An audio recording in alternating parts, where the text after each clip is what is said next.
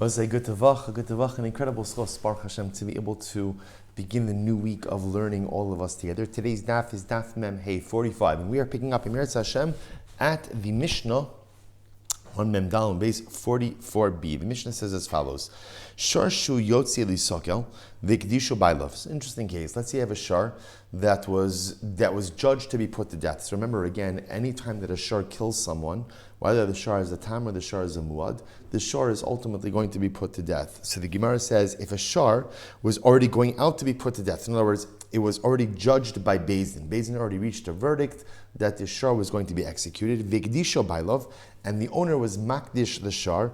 Eino mukdash. Ultimately, again, the hektish doesn't work. And again, the logic is that since the shar is condemned already, the shar is as if it's dead. Right? The shar is already condemned by Beis Din, and therefore, again, halacha l'maisa, no ability to be makdish the shar. Shachto. Similarly, again, if after the verdict has been passed and the shar is going to be executed, and the owner goes out and shechts it, Bisara Aser. Ultimately, again, its meat will be Aser. In other words, once the verdict has been passed that this shar is going to be executed, essentially the owner really has no ownership of it. It's as if the shar is already dead. Therefore, if he's makdish it, it doesn't work. If he shechts it, the meat remains prohibited. But however, again, if the Beis Din had not yet adjudicated the shar status, in other words, even though, again, it killed someone, but Lamaisa, there was not yet a Gemar Din, there was not yet a verdict. So then the halacha is Hikdisha Bailov Mukdash. In that case, if the owner was Makdish, if he consecrated the meat, then the meat would remain hagdish. V'imshachta b'sara mutar, and if he shechted the animal, then the meat would be fit for consumption. So that's the first part of the Mishnah. So again, halacha l'mayis, what the Mishnah is teaching me is once the verdict has been passed, that shar is as if it's executed, and therefore again, the owner can't be makdish, he can't consecrate it, and even if he shechts it, the meat remains prohibited. However, again, even after the shar killed someone, if there has not yet been an adjudication, if Beis Din did not yet rule on the status of this shar, then the hektish will work, and if he shechts it, ultimately the meat is permitted for consumption. Last case in Mishnah, Masu l'shomer chinam, u'l'shal u'nosei schar, u'l'socher. Let's say again the owner handed over the shar to a shomer chinam. A shomer chinam is an unpaid custodian. Shoal is a borrower. Nosei schar is a paid custodian. Socher is a renter. So nichnasu tachas habaylim. Ultimately, again, this animal now becomes the responsibility of the shomer. Therefore, muad mishalim nezek shalim. If the animal is a muad and it does damage, you have to pay the shomer. The custodian has to pay nezek shalim. V'tam mishalim chatzi nezek, and a tam ultimately again will pay chatzi nezek. Okay, incredible. So Tanabana, let's analyze. It says the Gemara, shar shehemis, if a shar kills someone, ad shalod nigmar dino machro top of memhei. So again, now the shar has killed someone, but Beis Din has not yet ruled on the status of the shar. So again, if before the adjudication, the adjudication, or I should say the judgment has taken place, then what's the halacha? Ad shalod nigmar dino machro machar. If the owner sold it, ultimately again the sale is valid. Hikdisho mukdash. If the owner consecrated it, it's hekdish. Shachto b'sara mutar. Ultimately, again, if halacha l'maisa shechted it, the meat will be prohibited. So all of this is taking place halacha l'maisa before the adjudication. Hechziro shomer lebeis bailov muchser. Now this is interesting. So what happens if, let's say, again, Ruvain's animal was given over to Shimon. Shimon is the shomer. And now under Shimon's watch, the animal had killed someone, but before the adjudication, Shimon gave back the animal to Ruvain. So what's the halacha? Ultimately muchser. Then that is considered to be a proper returning of the animal, and Shimon, the shomer, is not responsible for anything else. Mishenigmar din, however, again, if Reuven handed his shar over to Shimon, Shimon was watching the shar killed someone, and while the shar was still with Shimon, there was an adjudication, and the shar was going to be put to death, then even if Shimon subsequently returns it, ultimately, we'll skip ahead. So all of this, remember, is talking about a case where the shar killed someone, but there was not yet an adjudication. So in that case, if there was not yet a gemar din, a judgment against the shar, so again, if the owner sells it, the sale is good. If the owner makdish it, ultimately, again, the hektish is valid. And if the shar was under the watch of a shomer, and the shomer returned it to the owner, that is a proper return of the shar. However, Mishenigmar dino. Let's say the Reuven's shar killed someone, and now Beis Din adjudicated the case, and ruled that the shar is guilty. So then what's the halacha? Machar ein machar. Number one, if Reuven tries to sell it, the sale is not valid. Hikdish ein mukdash. If he tries to makdish it doesn't work. Shachto, if he shechts it, bisaro aser. Ultimately, again, its meat will be prohibited. Hechziro shomer lebeis bailov. Similarly, again, if you had a case where, let's say, Reuven deposited his shar with Shimon. Shimon is the shomer, and under Shimon's watch, the shar killed someone. Beis Din went ahead and adjudicated the case and ruled that the shar is guilty. And now, after adjudication, but before the death sentence for the shar, Shimon returns the shar to Reuven. Ultimately, again, eino muchsar. This is not considered to be a proper act of return, and Shimon will be chayiv to Reuven for the value of the shar. Okay, Rabbi Yaakov says, Af mishe nigmar dino hechziro shomer labailov muchsar. Rabbi Yaakov disagrees. Rabbi Yaakov says that even in the second case, where again Reuven deposited the shar with Shimon, under Shimon's watch, the shar killed someone. There was an adjudication. Now again, the shar is going to be put to death. Shimon returns the shar back to Reuven. So ultimately, Rabbi Yaakov says that is a proper return. So an interesting machlokis over here. So remember, really is only machlokis in one case. Everyone agrees in all the other cases, right? In other words, if the shar killed someone, so if before there was a verdict passed by the Beis Din, if you sold it, it's sold. If you shechted it, you could eat it. And if you're makdish it, the hektish is good. If after the verdict, if you sold it, it's not sold. If you're makdish it, the hektish doesn't work. And if you shecht it, you can't eat the meat. The machlokes case is Reuven deposits his shar with Shimon. Shimon is the shomer. Under Shimon's watch, the shar kills someone, and now again a verdict is passed against the shar. So the shar is going to be condemned. The shar is condemned to death. Now Shimon gives back the shar to Reuven. You know, here I did my job. I watched the shar. Here it is. It's back to you. So the Tanakama, the Rabbanon say, no, that's not. You have not returned the item that you were responsible for, and therefore Shimon the shomer will be responsible to go ahead and pay Reuven the value of the shar. Rabbi Yaakov holds that no, that is a proper return, and therefore halacha l'maisa, Shimon won't owe Reuven any additional money. So what's the machlokes? So this is actually interesting. Perhaps machlokes is as follows: the Rabbanon Savri, the Rabbanon hold ein omrin bi suri hanah shacha lefanecha. So the Rabbanon hold like this: that when it comes to isuri hanah, so remember again, isuri hanah means any time you have something that is prohibited from benefit. When it comes to isuri hanah, so we say harei shalcha lefanecha. Ultimately, again, I should say this. So let's take a step back over here. Let's say you have something that is prohibited from benefit, but the item itself is still in existence. So first of all, we're going to see the paradigmatic example of this is going to be chametz. Imagine the following situation. Reuven steals chametz from Shimon. Right? Pesach passes, Reuven decides to be a Baal Tshuva, and he gives back the chametz to Shimon. The problem is chametz sha'avar alava Pesach, which is chametz owned by a Jew, that has passed through Pesach, is prohibited in Hano. You're not allowed to get benefit from it. So the interesting part about this is that here on one hand, Reuven is giving back the actual item to Shimon.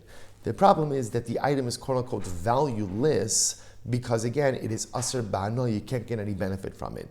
So what is the status when you take something and you return it? Right, so the item itself is extant, but lamaisa, the value is not there. So you might want us to suggest that maybe that's the machlokes over here. Listen to this. The Rabbanon say that if you return something that's prohibited from benefit, just because you return the actual object, that's not called a return. So therefore, in this case, Shimon the shomer gives back the ox to Reuven. This is after the verdict has been passed. What is Reuven going to do with that ox? That ox is going to be put to death. It's valueless. It's valueless. Therefore, the Rabbanan say, no, Shimon, we do not count it, that we do not look at it as if you've returned anything to Reuven. You owe Reuven the value of the ox. Rabbi Yaakov Savar Omrim bi Isuri Hano Harei Shachal Lefanecha. Rabbi Yaakov says, no, when it comes to Isuri Hano, Lemaisa, the obligation is to return the object. If you give back the object, you've satisfied your obligation, and even if the object doesn't have a value, who cares? What does that matter? You took in this case, you were vested with the responsibility to care for an object. You're returning the very same object. Your mission accomplished. That's the machlokes. Amar Rabba. Rabba says no, that's not true. It's not true in general. So Rabba wants to say when it comes to Surei Hana, so if you took an object, you borrowed an object, you stole an object, and then you return that very same object. Even though now the owner of that object cannot get any benefit from it, you have fulfilled your obligation by returning the extant object, the actual object itself. Everyone agrees that halacha l'maisa, that's the case. So the Gemara says, because if that was the machlokes, then this is not the case to illustrate this machlokes. The paradigmatic case to illustrate this machlokes, as we just said before, chametz on Pesach, which actually is a case that we'll bring later on in the Gemara. Again, the case we just mentioned before, Reuven steals chametz from Shimon, has a change of heart after Pesach, gives Shimon back the chametz. The problem is that now it's chametz sha'avar alav Pesach, chametz owned by a Jew over Pesach, which is asr bana, prohibited from benefit. So now again, that's the case of where you have an item that is asr bana, but yet the thief is returning the object in its very same state. So if that was really the machlokes between the Rabbanon and Rabbi Yaakov, then the Gemara should have illustrated it with this case, with the chametz case. There must be something else going on with the shar case. What's going on? This is interesting. The machlokes over here is, can you adjudicate, or I should say, can you seal the verdict of a shar if the shar itself is not present? Interesting. That's the machlokes. The Rabbanon hold, ein gomrin dino shel shar ela b'fanav. The Rabbanon hold that in order to seal the verdict of a shar, to execute it, the shar itself has to be present. And therefore what? The Amar lei,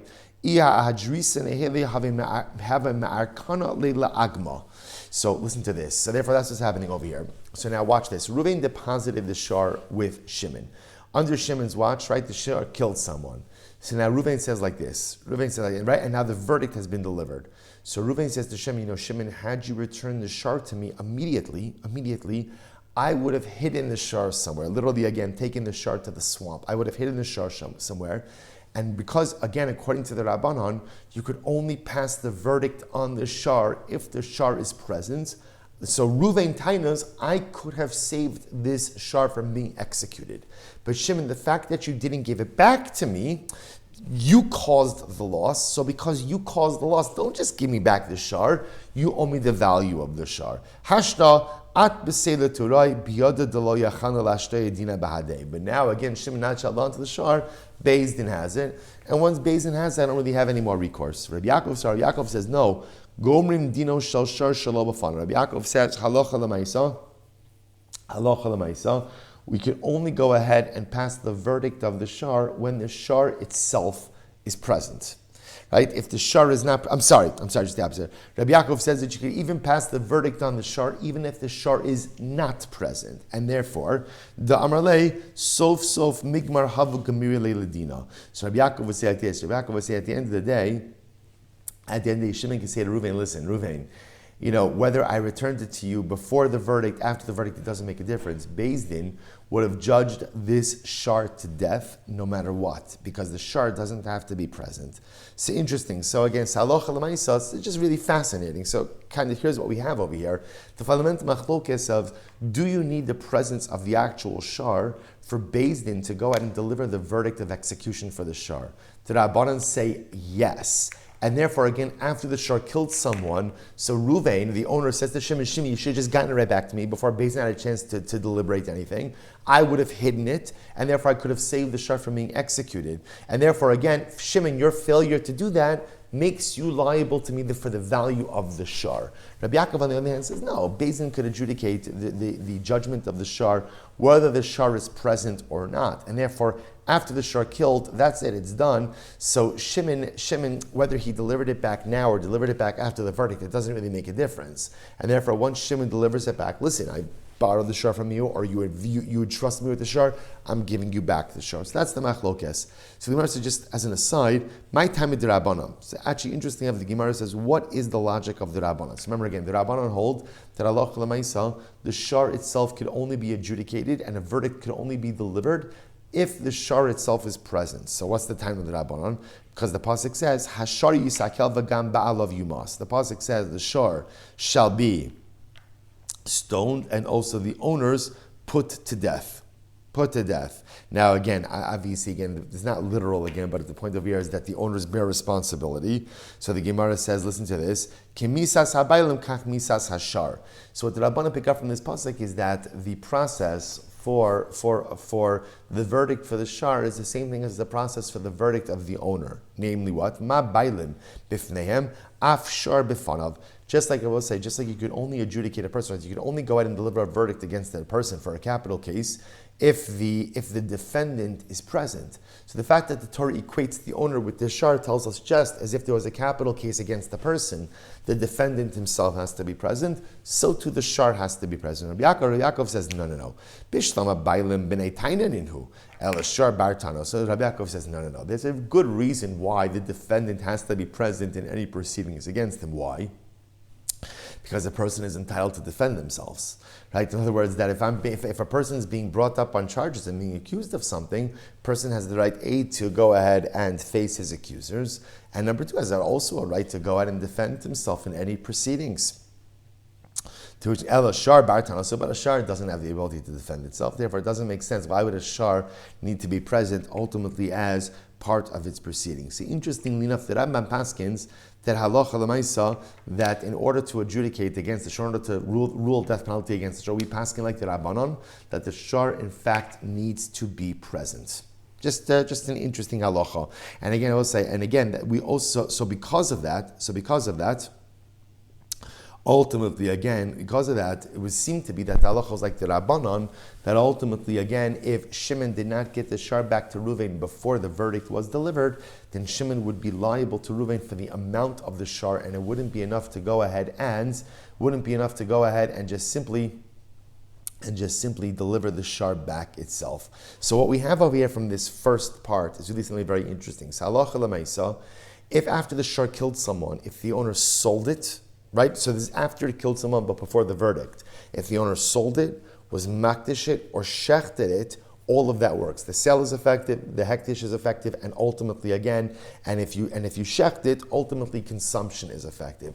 If after the verdict the owner did any of these things, then the sale is ineffective, the hektish is ineffective, and ultimately if you shechted it, you cannot go ahead and eat it. Interesting. Okay.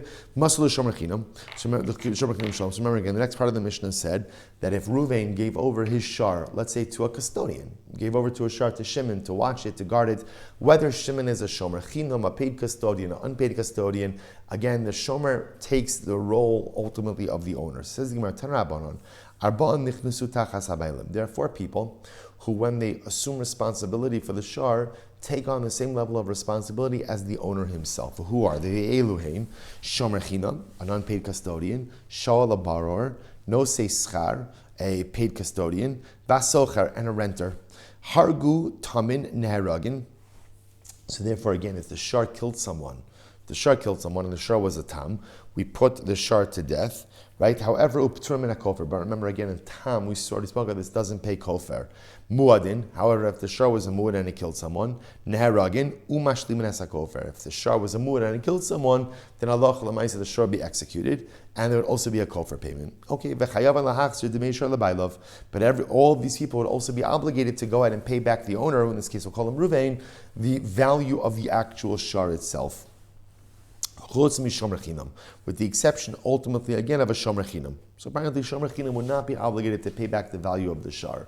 Says Gemara, okay. So Gemara says, Amri hechi dami. What's the case? Idinatri. If we're talking about a case where the custodians watch the shar in the appropriate way, afilu kulu nami lifteru, then everyone should be pater. V'idalo natre, and if at the end of the day they didn't watch the shar, afilu shomer chinam nechayiv, then even a shomer chinam should be obligated, right, in liability. To which the Gemara says, Amri hachama askina, what's the case? Interesting. The natri shmira pechusa, the natri shmira me'ula. So ultimately, the case over here is where the custodians in question watch the shar with what they call a shmira pechusa. Now, shmira pechusa means a minimal guarding. So Rashi gives an example. What's an example of a minimal guarding?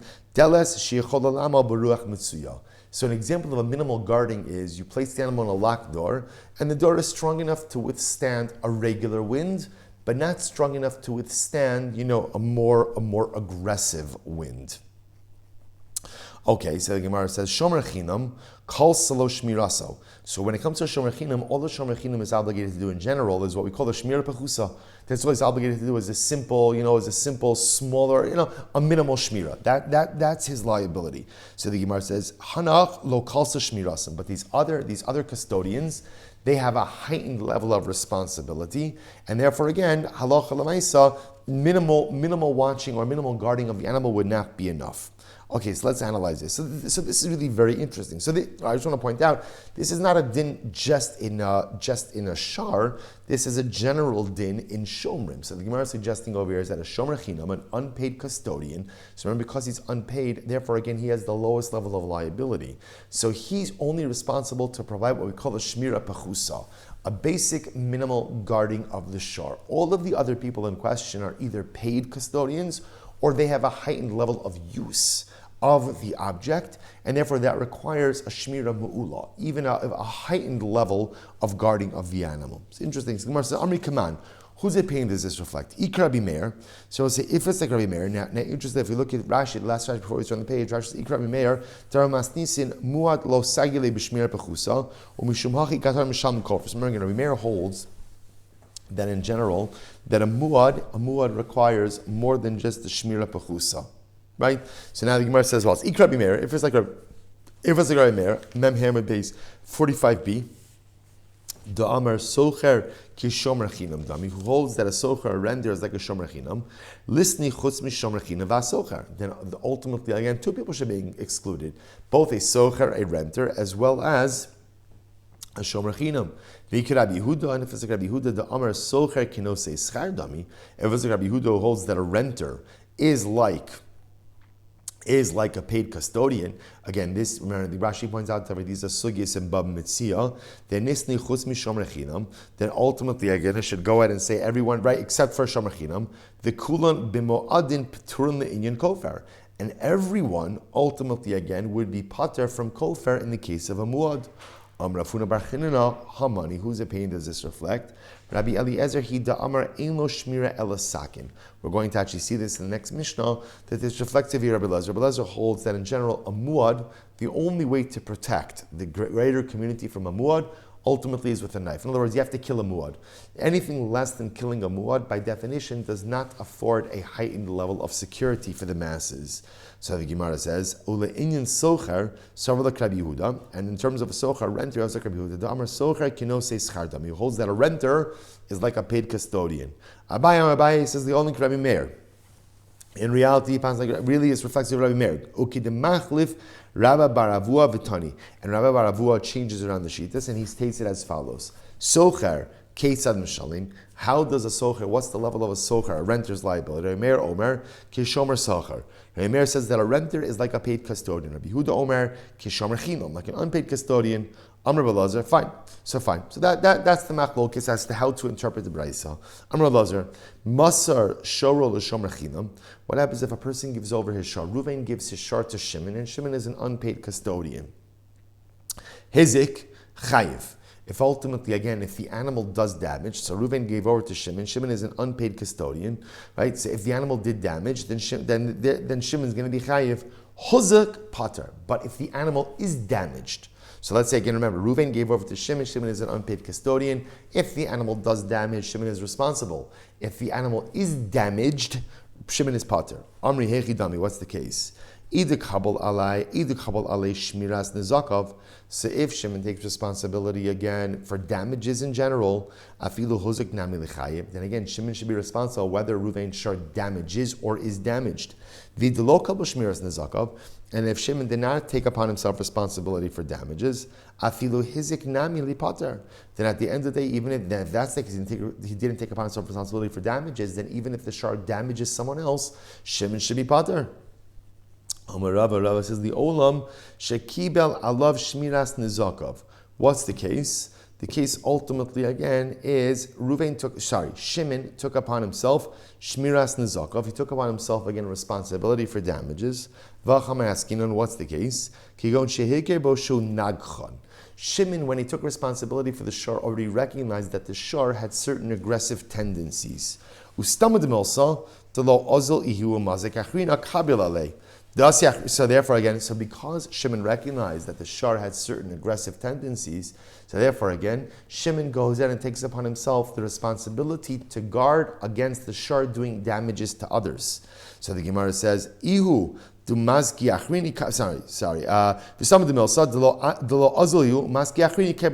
So Shimon, because he recognized that the shar has certain aggressive tendencies, took upon himself responsibility that the shar under his watch should not harm anyone else. But he didn't take upon himself responsibility ultimately that something else or another shar should come and injure the shar under his watch. So an interesting idea over here. Now remember, this really only works with the shomer china. Remember, an unpaid custodian, because he's not paid, therefore he has a right to kind of manage the expectations of his custodianship. I say in this case over here, he understands he's taking responsibility for an aggressive ox. So therefore, again, he takes responsibility to ensure that the ox won't hurt anyone else. What is he not taking responsibility for? If someone else hurts the ox, that I'm not getting involved in. He has the right to kind of frame that custodianship with Reuven. All right, beautiful. Mishnah. Kasho bailav b'moseira v'na'al b'fanav karoi. V'yotza v'hizik. So here's the case. Reuven has an ox. Reuven has a shur. And what did he do? He ties it up. Right, he ties it up and he locked the door in front of it. And again, in other words, here in this case, Reuven did what he was supposed to do to guard the ox. Now Rashi points out over here, Hainu shmira pechusa. Now again, we're talking about over here just like a basic watching. In other words, he closed the door in front of his ox, he tied it up. He did what is considered to be a normal form of shmira on the ox. Nevertheless, the ox went out, v'yotza v'hizik, and the ox got free and did damage. Meir says whether the ox is a tam or whether it's a muad, ultimately again you will be chayiv. That's Rabbi Meir. Rabbi Huda says tam chayiv, a tam will be chayiv, umuad pater. It's actually interesting. So a tam will be chayiv, but a muad is pater. Why? Shne'emar v'lo yishmerenu ba'alav. It's interesting that by muad, the Torah discusses the idea that the muad gets out and does damage. Why? Lo yishmer ba'alav, because the owner didn't watch it. So the Gemara says v'shamar huzeh, but ultimately again this ox was watched. So this is fascinating. So what Rabbi Huda says is like this: the whole yesod of muad damage is where the owner was negligent in watching his ox, and the ox, which has been an habitual offender, got out and did damage again.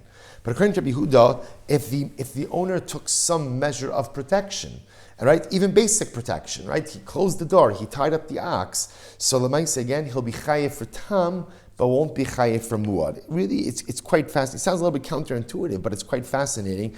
Again, because he's basing it on the drasha from the pasuk. Rabbi Eliezer says, Rabbi Eliezer Omer Ein Lo Shmira Ela Sakin. Rabbi Eliezer says the only way you could guard a muad, ultimately again, is with a sakin, with a knife, to kill it. So what we see over here is a three-way machlokes. So what you have over here is as follows. So again, Reuven has done an appropriate job in tying up his ox, closing the door, but the animal gets out, the shar gets out and does damage. So what's the halacha? So Rabbi Meir says whether it's a tam or a muad, you're going to be chayiv.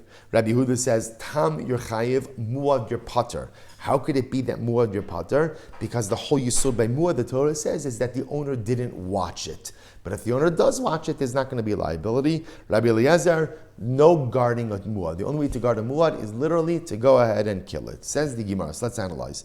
My time is Rabbi Meir. What's Rabbi Meir's lashon? I'm remembering, and Rabbi Meir was the one who said that if you did the proper guarding of it, then ultimately again, but the animal still gets out, you're chayiv both for tam and for muad. So that's Rabbi Meir's logic. Kasavar stam shvarim lav becheskas shimur kaimi, because he holds that again stam shar is not guarded. In other words, shvarim do damage, and a stam shar is not considered to be guarded.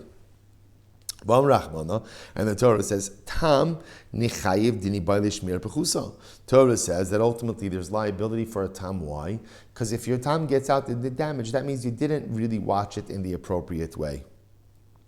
Hadam Rachmana, therefore the Torah goes on and says, V'lo yishmerenu gabi muad, dini bailish mir mu'ula. And therefore the Torah goes out and says, by muad, v'lo yishmerenu, you didn't watch it, which tells us that by muad, you require even a heightened level of guarding. The Aleph negicha l'tam negicha l'muad. And ultimately, again, we learn out negicha for tam and negicha for muad, which teaches me that what? That halacha l'maisa really both are going to require a heightened level of shmira. That's really what he's learning. So therefore, really the lashkain to Rabbi Meir is, look, you are responsible to guard your ox on a heightened level. And therefore, again, even if you do a basic guarding, which might be fine, but if the ox gets free and does damage, you are responsible for that, whether it's tam or whether it's muad. That's Rabbi Meir's position. Rabbi Huda holds, stam sham mecheska shimar kaim. We'll say first wide line, 45b. Rabbi Huda on the other hand holds that halacha l'maisa, regular shvarim, a regular shar is considered to be guarded. Shirait becheska shimar kaimi. Amar Rachmanis, the Torah says, Tam nishalim dini by shmir mu'ula. So ultimately the Torah says, Tam you have to pay. Why? Because the truth is, Tam should require shmir mu'ula as well, a heightened level of guarding. Hadra Am Rachmana, then afterwards the Torah says, V'lo yishmer nagabi mu'ad, dina avele shmir mu'ula. Torah then says again by mu'ad, that you also have to go and provide a shmir mu'ula. So Torah tells me twice, by Tam and then by mu'ad, ultimately that you have to do a proper guarding. This is Rabbi Yehuda's logic. Havi riboy acha riboy. So remember again, I will say a riboy means Torah is being about adding on something. So there's a riboy acha riboy. There's a riboy, there's an adding on of an idea, namely that tam has to have shmira me'ula, a heightened level of guarding. And then another riboy, that muad has to have shmira me'ula, heightened level of guarding. Vein riboy acha riboy ela lema'it. Now, this is an exegetical principle. And whenever you have two riboys, interestingly enough, two riboys come to exclude something. So, miyei takas of the shmira mu'ula. Torah comes to exclude shmira mu'ula. V'chitema, negich l'tam, negich l'muad.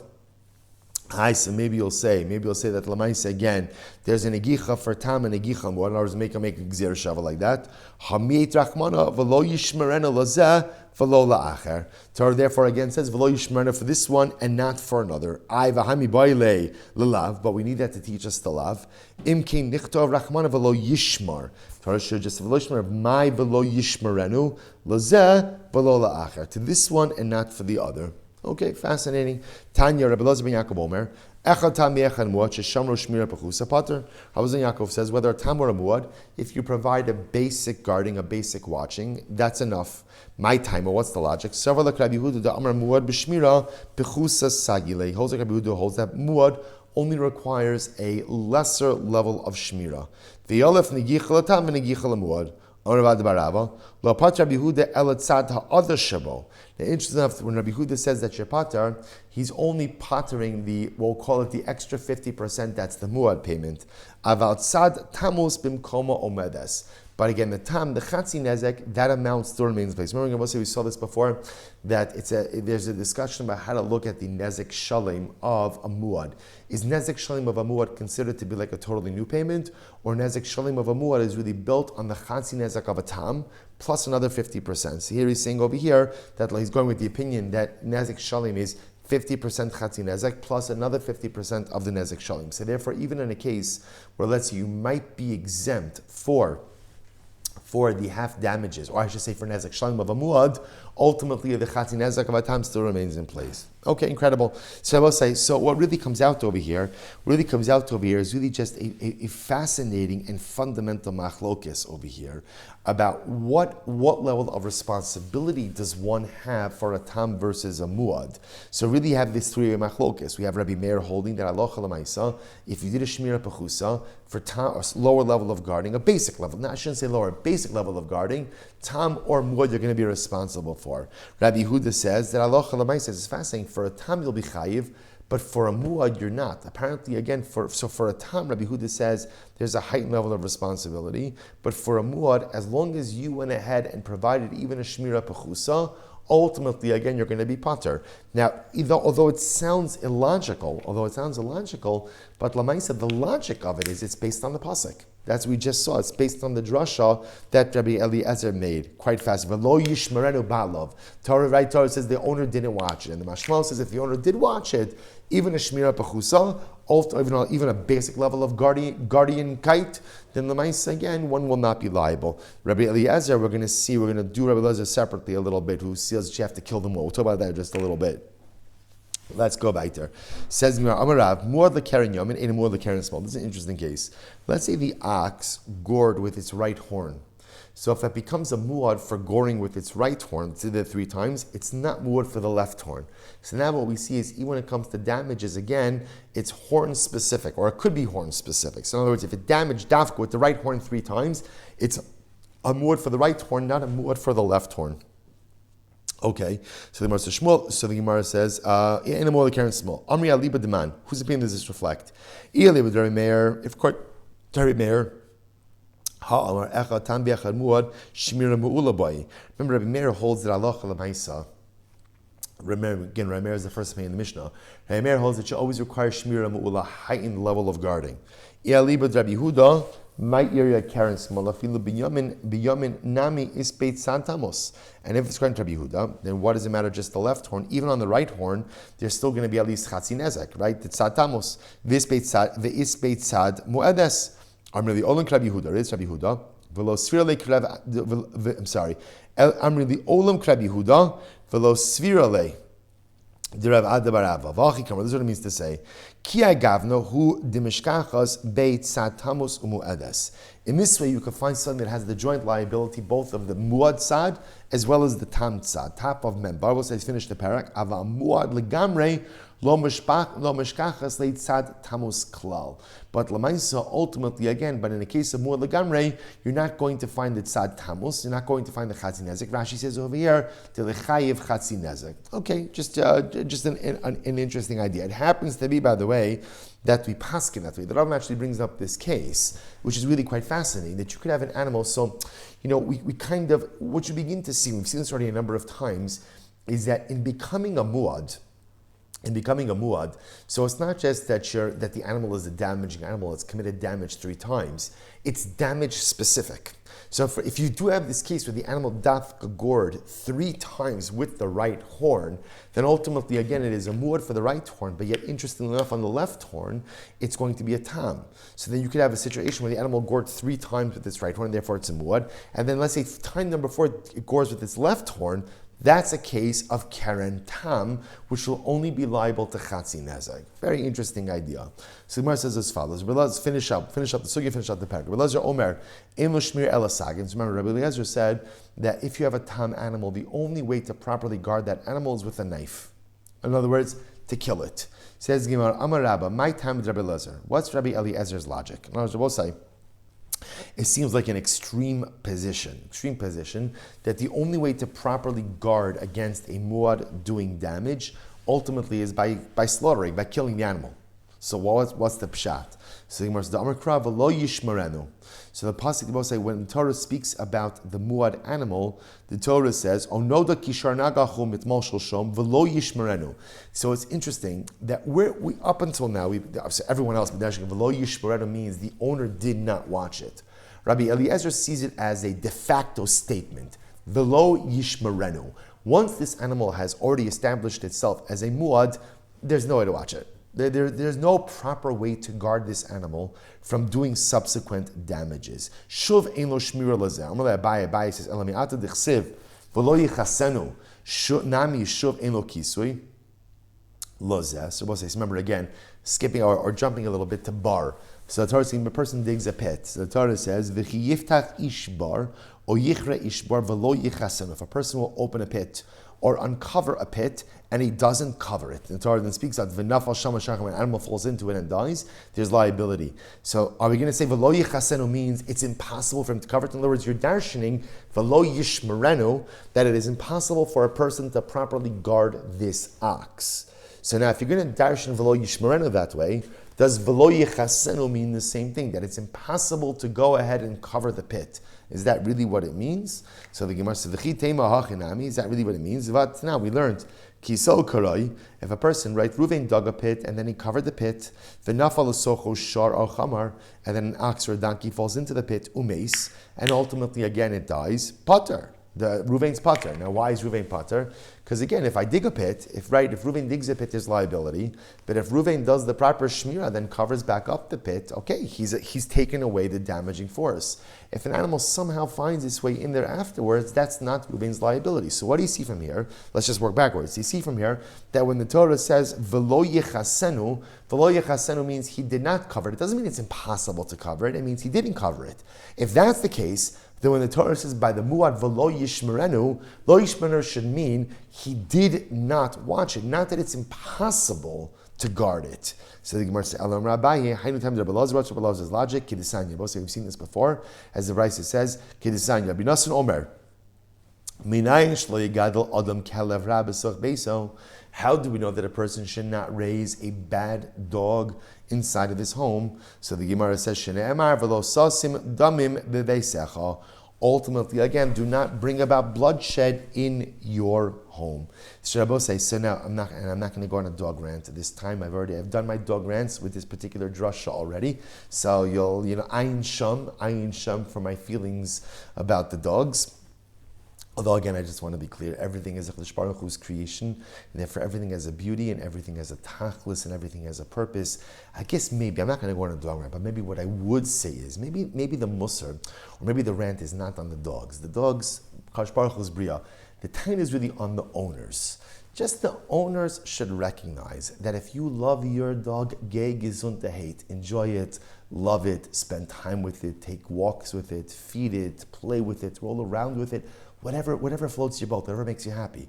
Just be cognizant of the rest of humanity who does not love your dog the way that you do. And maybe doesn't have the same fond feelings to any creature that walks on four legs. So just be cognizant of that. So you might think, oh, it's so cute. The dog's running up and it's licking you and it's playing with you and it's on its hind legs, jumping on you. It may look cute to you, but it is a form of canine harassment to everyone else. So just be cognizant of it. But again, I'm not going to go on a dog rant. So anyway, so Rabbi Lazar says like this. Rabbi Nassan says that Lamaisa, how do you know that a person shouldn't raise a bad dog? Now, what's a bad dog? So a bad dog is a dog that's done damage, a dog that's bitten someone. So the Gemara says, the Torah says, Lo sasim dameh v'veisecha. Do not keep a damaging force inside of your house. So the Gemara suggests like this: Rabbi Eliezer is of the same thing. Rabbi Eliezer says if a person has an animal that's a muad, that means that animal has already demonstrated that it does damage. So Rabbi Eliezer says you don't keep any damaging force inside your house. That's it. Whether it's a dog or whether it's an ox. So therefore, Rabbi Eliezer says in the Mishnah that the only form of shmira, Rabbi Eliezer Omer ein lo shmira ela sakin. The only way ultimately to guard an ox that is a muad from doing damage is to kill it. This is Rabbi Eliezer l'shitaso, that a person should not maintain any damaging force, whether it's a rickety ladder, whether it's an unroofed fence, whether it's a vicious dog, or whether it's a shard that's a muad. Do not maintain any type of damaging force inside of your home. It's interesting, this lashon over here, minayin shlo yigadol adam kelev ra b'soch beiso. So beiso is a home, but also the Sfarim bring down that a bayis. We actually saw this in Gemara Maseches Gittin, right? The Gemara said, "Yomi lo karasi li ishti, ela karasi li ishti beis." I never called my wife my wife. I called my wife my home. So of course, it's a beautiful marriage metaphor about the wife being a home, but also on a deeper level, what it also represents is the yisod that a person is a bayis. Right? Just like a home is a domicile in which the activities of daily living unfold. So to a person himself is also a bias, right? I am called the Bilvavi Mishkan Evna. I am a bias. I am a home. I am a domicile. And Rabbi Nassan is saying is, do not maintain anything damaging forces inside of your bias. The bias that he's referring to is not just the home that I live in, not just my physical address, but it's also a reference to the bayis atzmi, to the personalistic home. That how often in life, I know that all of us have things that are broken inside of us. And all of us have forces that are negative. And what happens often is that we know they're there, and unfortunately I don't do anything about it. I just leave it there. And maybe I try to suppress it a little bit, or maybe I try to marginalize it a little bit, and I try to, flood myself with so much good and so much positivity and so much beauty. But the kelev ra, the bad dog, the destructive and negative forces, it is inside of my bias, is inside of my personalistic home. And Rabbi Nassan says, Minayin shelo yigadel adam kelev ra b'soch beiso. You can't allow the destructive forces to continue inside of your personalistic home. If I know that there is something that is broken, I need to address it.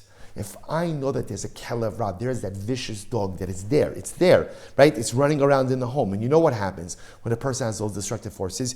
You could keep it corralled for a little while, right? You could keep it inside. But then you know what happens? Someone leaves the door open.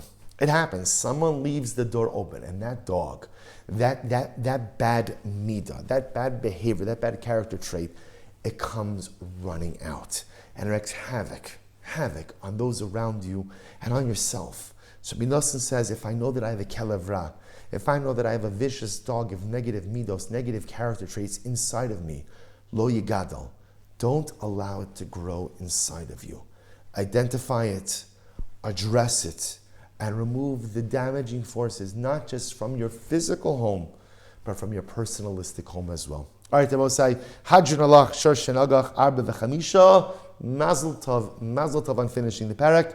I can't wait to see everyone live in Eretz Hashem on Monday morning. Truly, I miss Eretz Yisrael very much, but only the Chatzi Nechama, Baruch Hashem, is being back with all of you. I can't wait to see all of you on Monday in Eretz Hashem. It's been a great zechus to be able to learn with all of you, albeit virtually. I thank Rabbi Richter for filling in for me for the shirm that I was unable to give. And can't wait to see everyone. All right, everyone, shkoyach and a good tavach and mazel tov on completing the parak.